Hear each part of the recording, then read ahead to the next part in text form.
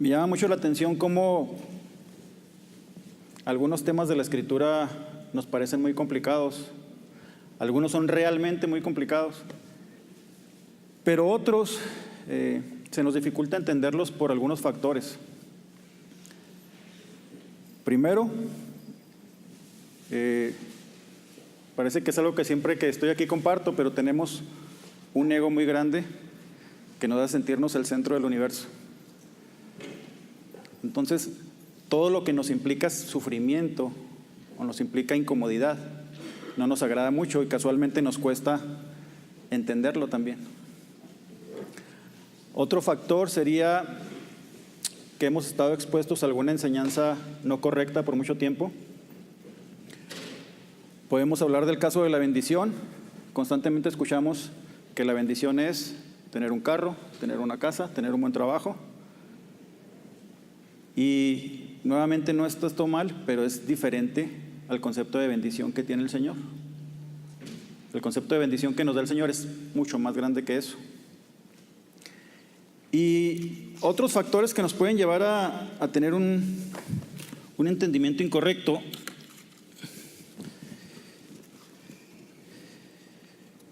es nuestra naturaleza pecaminosa también. El Señor nos está transformando a imagen de Cristo y es un proceso en el que Él va revelándonos algunas cosas, va transformando nuestra mente, va transformando nuestro entendimiento y en un principio algunos factores son complicados. Y lo que vamos a hablar hoy es algo precisamente contrario a lo que el mundo está diciendo, aún en algunas congregaciones. El mundo está diciendo que el Señor nos quiere bendecir exclusivamente económicamente.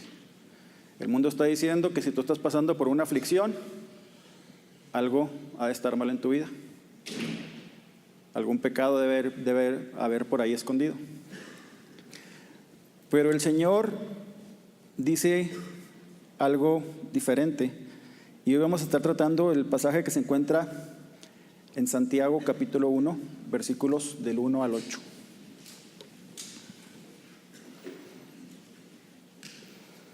Vamos a orar antes de iniciar. Mi Señor, venimos ante ti, Señor, reconociendo que te necesitamos, Señor, reconociendo que necesitamos aprender más de tu palabra, que necesitamos que sigas transformando nuestra vida, Señor, que sigas dándonos dirección en cada paso que damos, Señor. Y te rogamos que nos des sabiduría, Señor, para entender la Escritura, para entender lo que tú querías enseñarnos, Señor, para poder filtrar todas aquellas cuestiones que nos afectan nuestro entendimiento, Señor, y que nos ayudes a ver puramente, Señor, lo que tú quieres mostrarnos. Oramos también por nuestros pastores, Señor, te pedimos que les bendigas, que les dirijas, que les des un solo sentir, Señor, que igual que vayas trabajando en nuestro corazón, Señor, para el momento que como congregación tengamos que tomar decisiones, podamos tener la certeza que tenemos un Dios que nos dirige en la misma dirección. Y podamos honrarte y glorificarte de esa manera, Señor. Te necesitamos, Señor, te adoramos, Señor, te amamos. Gracias por que estás con nosotros, porque sabemos que tú nos hablarás a nuestro corazón. En Cristo Jesús, amén. Voy a dar lectura al pasaje.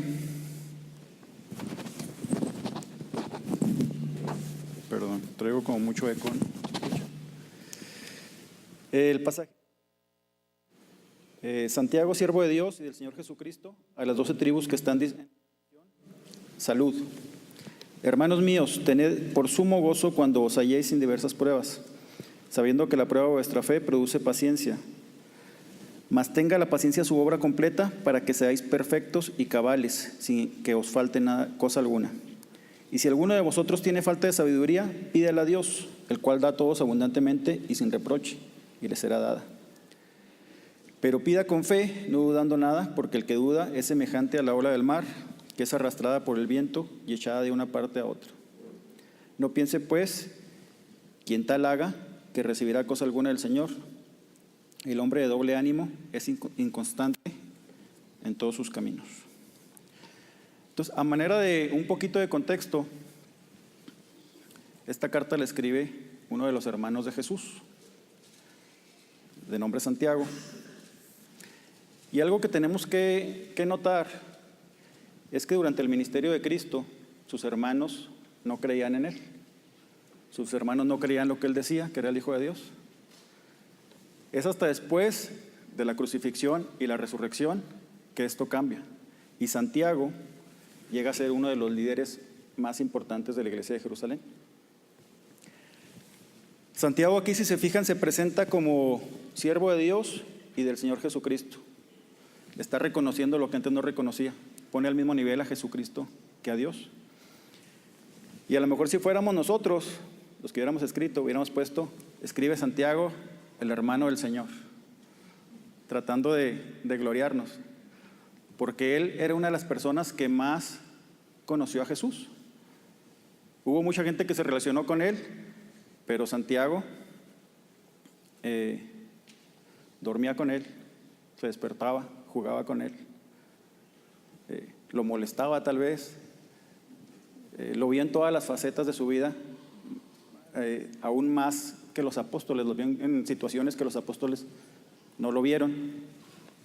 Y es muy bueno ver cómo él se reconoce como inferior, no utiliza eso para presentarse, sino que lo exalta, como si reconociera su falla anterior y dice, siervo de Jesucristo, al igual que de Dios.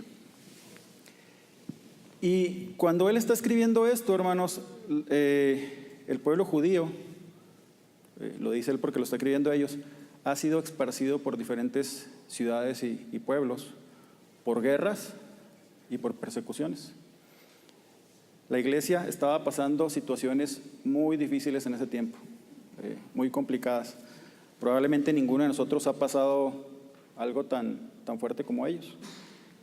Si bien cuando tú empiezas a predicar la palabra encuentras cierta posición, pues no pasa a veces de que te vean feo o que se te aleje la gente, pero no es precisamente que alguien trate de perseguirte para matarte, por lo menos no en nuestra ciudad o nuestro país. Bueno, en el sur tal vez está pasando esto ya.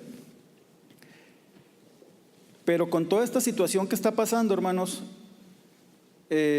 Santiago nos da una ordenanza, porque no es un consejo, y nos dice, tener sumo gozo cuando os halléis en diversas pruebas.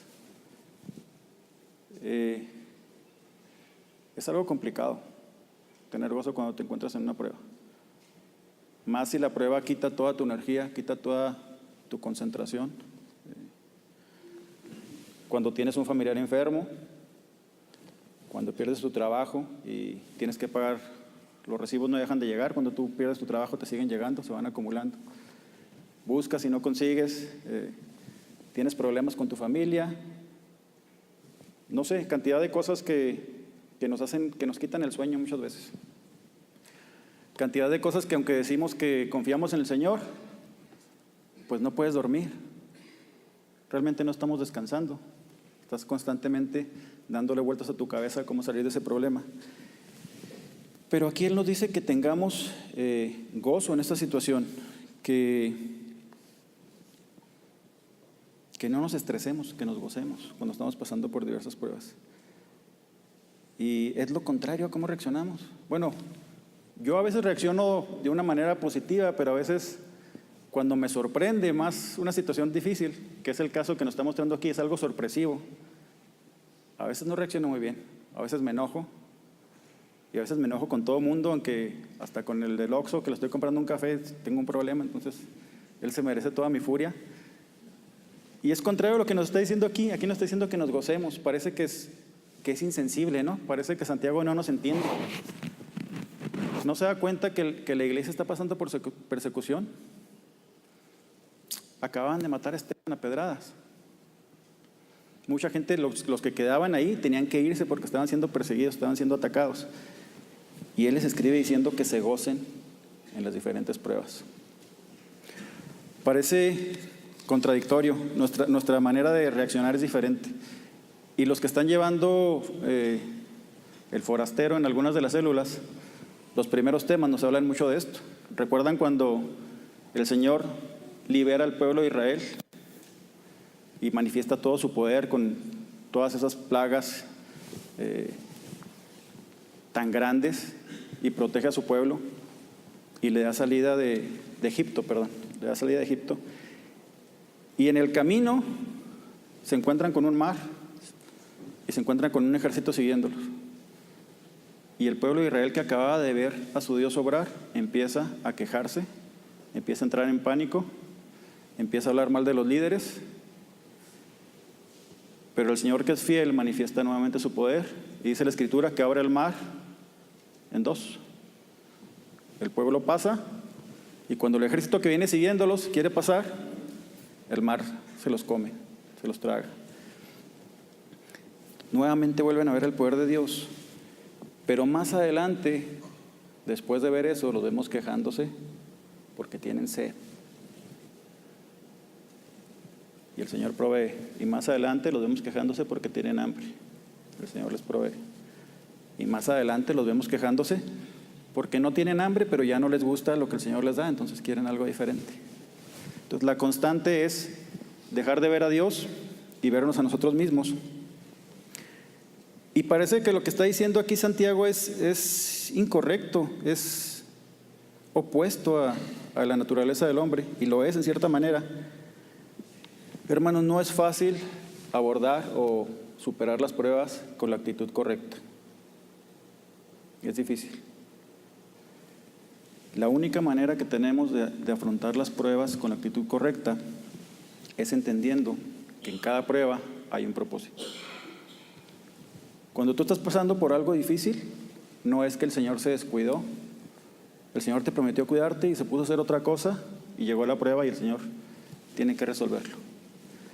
La Escritura, contrario con todo lo que las nuevas tendencias explican, dice que el Señor trata con sus hijos a través de las pruebas. Entonces no quiere decir que eso se descuida, quiere decir que el Señor trae prueba a tu vida para formar un propósito en ti, que es lo que vamos a ver a continuación. Dice el versículo 3 y 4: sabiendo que la prueba de vuestra fe produce paciencia, mas tenga la paciencia su obra completa, para que seáis perfectos y cabales, sin que os falte cosa alguna. ¿Cuál es el propósito de la prueba? Producir paciencia. Entonces el Señor quiere producir paciencia en mí. Bueno, cuando leo eso, digo, bueno, ya sé que el Señor tiene un objetivo en mi vida, pero no deja de ser difícil enfrentar las pruebas de la manera correcta. Vamos a leer 1 de Pedro 4:12 al 16.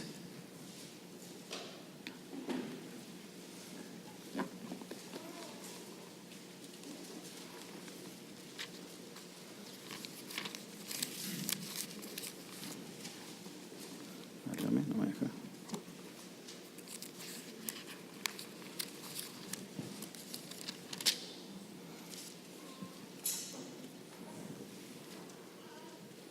Primera de Pedro 4:12 al 16.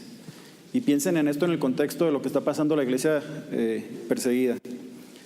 Amados, no os sorprendáis del fuego de prueba que os ha sobrevenido, como si alguna cosa extraña os aconteciese, sino gozaos por cuanto sois partícipes de los padecimientos de Cristo, para que también en la revelación de su gloria os gocéis con gran alegría. Si sois vituperados por el nombre de Cristo, sois bienaventurados, porque el glorioso Espíritu de Dios reposa sobre vosotros. Ciertamente de parte de ellos es blasfemado, pero por vosotros es glorificado. Pero si alguno parece como cristiano, no se avergüence, sino glorifique a Dios por ello. Las pruebas de las que nos está hablando Santiago no es las que vienen después de tomar una decisión incorrecta. No son las que vienen después de hice una tranza en mi trabajo, entonces estoy pasando por una situación difícil. Las pruebas son las que vienen en la vida cristiana. Son pruebas que el Señor está poniendo ahí para hacerte crecer. Y nuevamente dice que nos gocemos. Si somos perseguidos por Cristo, nos podemos gozar porque es una señal de que Cristo está en nosotros. Eso nos da certeza de que el Señor está en nuestra vida, porque el Señor dice que en el mundo tendremos aflicción. Eso es normal, debiera ser normal. A veces no tenemos ningún tipo de aflicción, entonces deberíamos de analizarnos y decir, ¿por qué nadie se está dando cuenta que Cristo está en mí? Algo no está funcionando correctamente. Y nuevamente sabemos que las pruebas tienen un propósito, pero ¿cuál es ese propósito? El Señor quiere llevarnos, hermanos, en medio de la prueba, a vivir por fe. Ese es el propósito de la prueba. El Señor quiere que aprendamos a vivir dependiendo de Él en todo tiempo. ¿Cómo funciona esto? El Señor me hace pasar a mí por una situación y les pregunto, ¿el Señor no sabe cómo yo voy a reaccionar? ¿El Señor no sabe si voy a confiar en Él o no? El Señor sabe perfectamente lo que hay en mi corazón. Entonces, ¿por qué me prueba? Yo muchas veces me he preguntado, si Él ya sabe lo que hay aquí adentro, ¿por qué me prueba? Y yo lo he vivido de una forma personal, en situaciones que he estado en un problema muy grande, he enfrentado una crisis muy fuerte y he tratado de resolverla de una, de otra, de mil maneras, y cuando no he podido, le he preguntado a mi amigo qué opina, y cuando no he podido, le he preguntado a otro, y cuando no he podido, he doblado mis rodillas en mi casa y le he dicho al Señor, ya no puedo. Si tú no lo resuelves, estoy perdido. ¿Y qué es lo que ha pasado cuando he doblado las rodillas? El Señor ha respondido, hermanos, y el Señor ha arreglado esa situación. Solo, sin que yo me haga un dedo. El Señor no quiere que lo elijas a Él hasta el final de pasar por todas tus opciones. El Señor quiere que vayas creciendo a manera de que cuando tú tengas un conflicto, inmediatamente acudas a Él. Inmediatamente. Antes de pensar cómo puedes resolverlo, acudas a Él. ¿Por qué? Porque cuando tú acudes al Señor, el Señor es fiel en lo que promete. El Señor te cuida, el Señor responde. Y cuando tú ves al Señor responder de una manera sobrenatural, cuando tú no tenías manera de arreglar y el Señor lo arregla, entonces tu fe crece. Tu confianza en el Señor crece. Porque ya lo viste orar. Pero la situación no se acaba ahí, porque cuando tu fe crece, ¿qué crees que sigue? Otra prueba más grande. Y es la manera en que el Señor va orando, transformándote a la imagen de Cristo. Escalón a escalón. Lento, tranquilo, pero a través de las situaciones difíciles. La manera en que el Señor usa, o poniéndolo de otra manera, cuando sufrimos, muchas veces es la manera en que más crecemos. Es la manera en que mejor aprendemos. Inclusive, si se pueden analizar la historia de la iglesia, cuando los cristianos han predicado más, es cuando alguien los está persiguiendo. La gente quiere acallar el evangelio y la gente saca valor y empieza a predicar por todos lados. Pasa lo contrario. Por favor, acompáñenme a Romanos 8:28. Probablemente lo conocen de memoria. Dice así: y sabemos que los que aman a Dios, todas las cosas les ayudan a bien. Esto es, a los que conforme a sus propósitos son llamados. Y supongo que muchas veces les han hecho esta pregunta, pero ¿qué quiere decir todas? ¿Hay alguna duda con esa palabra? Todas. O se los voy a decir de otra manera, no existe ninguna circunstancia en tu vida, no existe ningún conflicto, por más difícil que sea, que el Señor no utilice para tu bien. Nuevamente, pérdida de trabajo, algún problema de salud, la muerte de algún ser querido. Aún algo tan duro el Señor lo puede usar para darte crecimiento y para transformarte a imagen de Cristo. Y después el mismo pasaje de Romanos dice más adelante: ¿qué nos separará del amor de Cristo? ¿Tribulación o angustia? ¿O persecución? ¿O hambre? ¿O desnudez? ¿O peligro? ¿O espada? Como está escrito, por causa de ti somos muertos todo el tiempo, somos contados como ovejas de matadero. Antes, en todas estas cosas somos más que vencedores por medio de aquel que nos amó, por lo cual estoy seguro de que ni la muerte, ni la vida, ni ángeles, ni principados, ni potestades, ni lo presente, ni lo porvenir, ni lo alto, ni lo profundo, ni ninguna otra cosa creada nos podrá separar del amor de Dios que es en Cristo Jesús.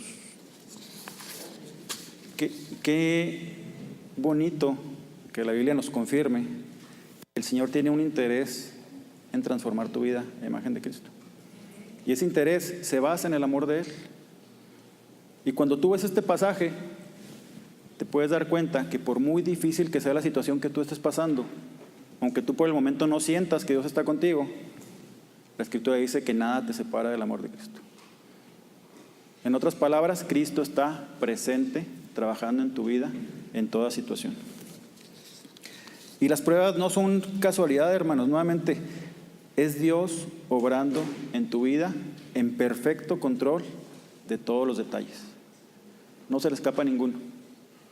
Eso que a ti te agobia, que a ti te estresa, está siendo controlado por Dios.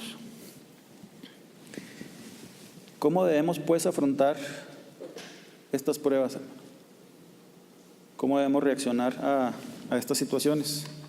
El mismo pasaje nos lo dice. Versículo 5: si alguno de vosotros tiene falta de sabiduría, pídela a Dios, el cual da a todos abundantemente y sin reproche. Sin reproche. ¿Qué dice? Trata de resolverlo, Isaac. Y cuando no puedas, entonces me hablas. No dice eso, ¿verdad? Dice, pídele al Señor sabiduría en cada cuestión que tú estés enfrentando, antes de resolverlo. Nuestra tendencia, estamos en un problema y queremos que se acabe. No me importa cómo, quiero solucionarlo y que se vaya y olvidarme, irme a mi casa tranquilo a cenar y que eso ya se haya quitado de mi vida. Pero hermano, a veces el tratar de hacer eso es desperdiciar la oportunidad de ser bendecidos por Dios, porque Dios quiere tratar a tu vida a través de los problemas. Entonces, no solo debes tú de preguntarle al Señor, Señor, ¿cómo se puede resolver este problema? Ayúdame a resolverlo.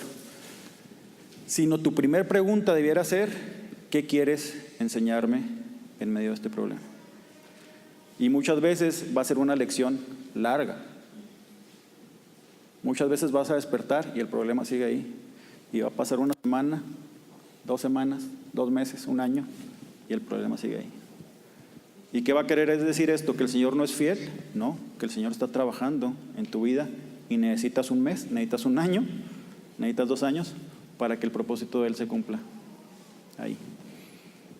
Es lo que dice la Escritura. Entonces probablemente pedirle al Señor que quite el problema sería la primera seña de falta de sabiduría. ¿Por qué es tan difícil pedir sabiduría al Señor? Porque tenemos que reconocer que no somos sabios y eso nos cuesta mucho. Nosotros pensamos que sabemos todo, que todo lo podemos arreglar. Desde que estamos chiquitos, mi niño de 3 años piensa que él sabe mejor, que él entiende mejor, que puede ver caricaturas todo el día, que eso le beneficia. Entonces, yo no sé, desde los 3 años él se siente sabio. Y reconocer que no lo eres y acudir a Dios, ahí está la dificultad. Pero es lo primero que debiéramos hacer. Hace muchos años estuve en un accidente. Me atravesé mal. No volteé y me atravesé. Y un carro me chocó de este lado, donde iba yo manejando. No, de este lado, iba manejando. Y tenía dolor en el hombro. Y me llevan al doctor. Y el doctor me dice que tengo fracturado la clavícula. ¿Qué es la clavícula? Pero en la radiografía se veía nada más una rayita, no estaba nada movido.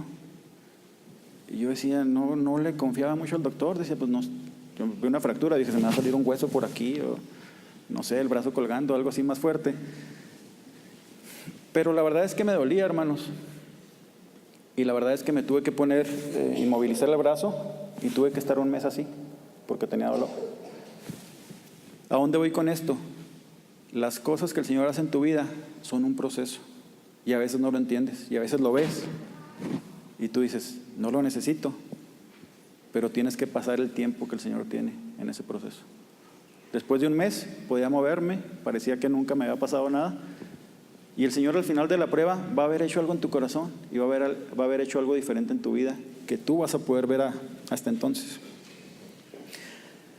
Santiago, en el capítulo 5, versículo 7, nos da un ejemplo muy bonito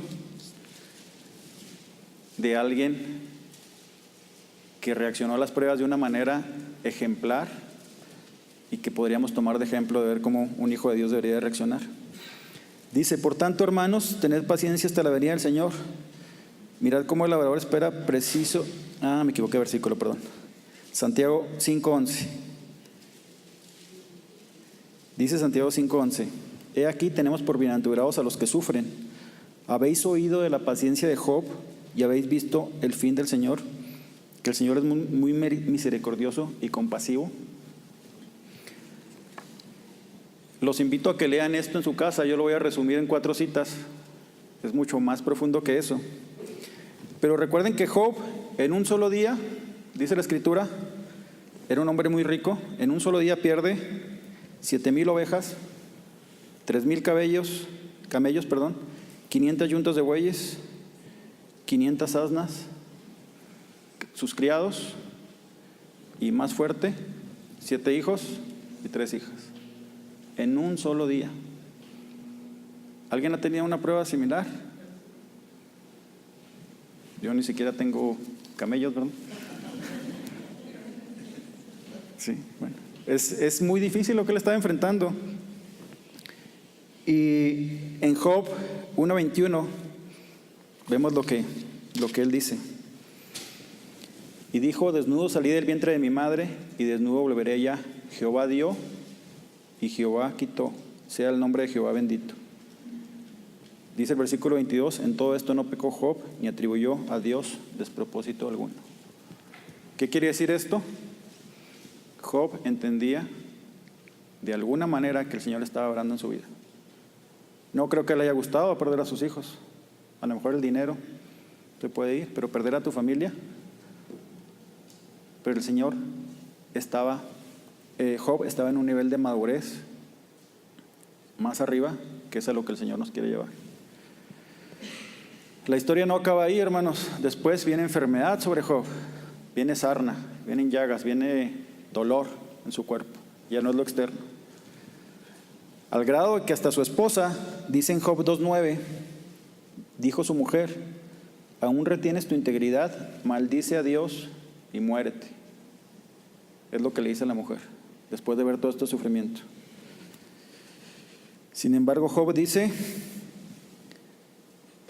como suele hablar cualquiera de las mujeres fatuas, has hablado, que no recibiremos de Dios el bien y no el mal. ¿Recibiremos? Nuevamente Dios no pecó con sus labios. La situación sigue empeorando. Job 13:15. En una situación aún más extrema, Job dice: aunque él me matare, en él esperaré. Ese es el nivel de madurez al que el Señor nos está apuntando. Aunque yo pierda la vida, sé que el Señor está haciendo algo correcto. Él tiene un propósito ahí. Hacia allá vamos caminando, pasito a pasito. Santiago 7:8.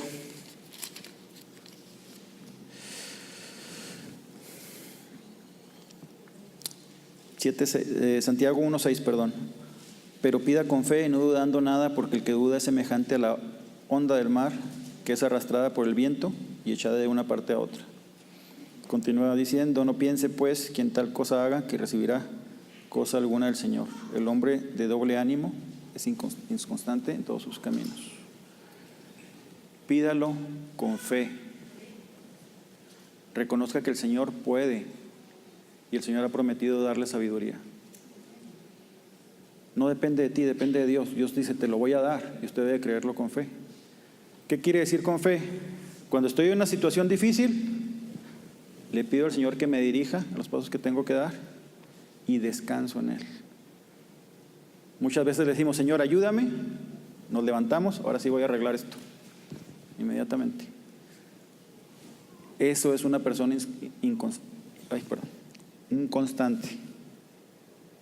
O dependes de Dios o dependes de ti. No se pueden hacer las dos cosas. Y lo compara con las olas del mar. Usted estaba en el mar abierto cuando viene el viento.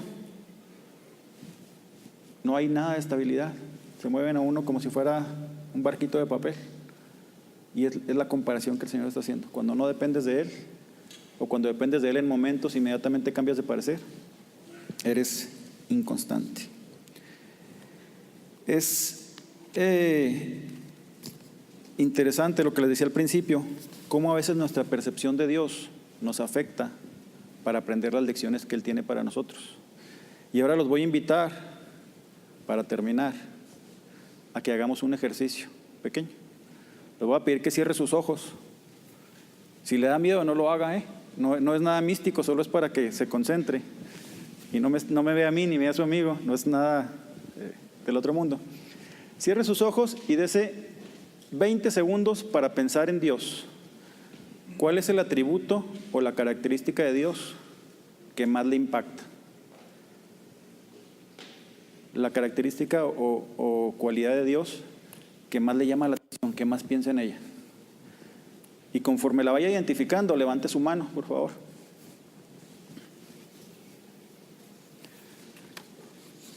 Ok. Bueno, un par de segundos más. Ok, listo. Puede abrir sus ojos. Alguien que me diga qué característica pensó. Poder, misericordia, amor, eternidad, fidelidad. ¿Qué más? ¿Perdón, Alcides? Santidad, gracia, amor, paciencia. ¿Qué más? Sabiduría, correcto. ¿Perdón? Fidelidad, Dios es fiel, correcto. ¿Alguien tiene otra? Es todopoderoso, soberano, omnisciente, todo lo conoce. ¿Qué más? Justo, omnipresente, perdonador. Una más. Santo, perfectamente. Dios tiene cualidades que nadie más tiene. Y no solo tiene esas cualidades que usted pensó, sino las que las tiene a un nivel perfecto. No es medio santo y medio poderoso o 100% poderoso, sino todas están al 100%. Todas son magníficas, todas son grandiosas, todos es lo más alto que puede existir en el mundo. Y les comentaba yo al principio que lo que el Señor quiere hacer en tu vida es transformarte a imagen de Cristo. Y esto es un proceso difícil cuando te analizas a ti. Tengo muchos defectos, tengo muchas fallas, reacciono mal. Pero cuando ves a Dios con todas estas características que funcionan al 100% y todas funcionan al mismo tiempo, si a ti te impacta una más, todas las demás funcionan al mismo nivel de la que te impactó. Todas. Y hermano, me despido con este pensamiento. Todas estas características y cualidades de Dios que están al 100% están funcionando para que tu vida sea transformada a la imagen de Cristo. Cada una de estas están funcionando al 100% para que tu vida sea transformada. Entonces, cuando tú te encuentres en medio de una prueba, piensa en su santidad, piensa en su poder, piensa en su omnipotencia, piensa en su soberanía, piensa en su omnisciencia. Y eso te va a permitir confiar en que, aunque tú no veas la salida, el Señor está usando todo su poder para cumplir su propósito en tu vida. Última cita, Filipenses 1:6. Estando persuadido de esto, que el que comenzó en vosotros la buena obra, la perfeccionará hasta el día de Jesucristo. Usando todo lo que está a su alcance. ¿Y qué es todo lo que está a su alcance? Todo. Todo. No hay nada que no se vaya a usar para que tú seas transformado.